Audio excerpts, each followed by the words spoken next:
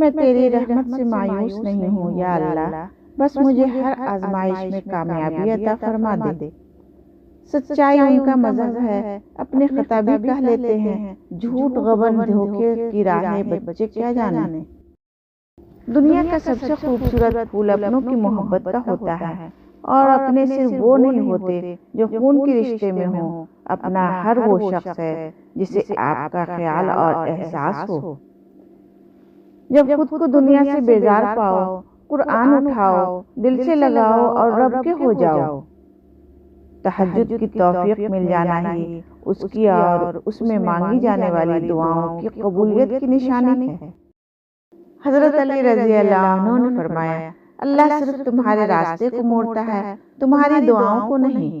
وہ تمہیں اپنے طریقے سے تمہاری پسندیدہ منزل تک لاتا ہے۔ کیوں بھول جاتے ہو کہ تم جس سے مانگ رہے ہو، کائنات کے سارے معجزے اس کی عبادت کرتے ہیں۔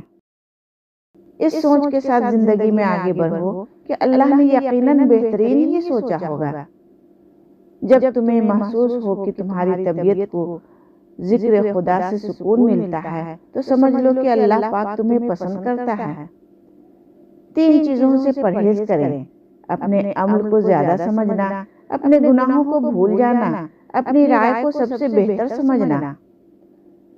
غلط چیزیں تب رونما ہوتی ہیں جب آپ غلط لوگوں پر بھروسہ کرتے ہیں۔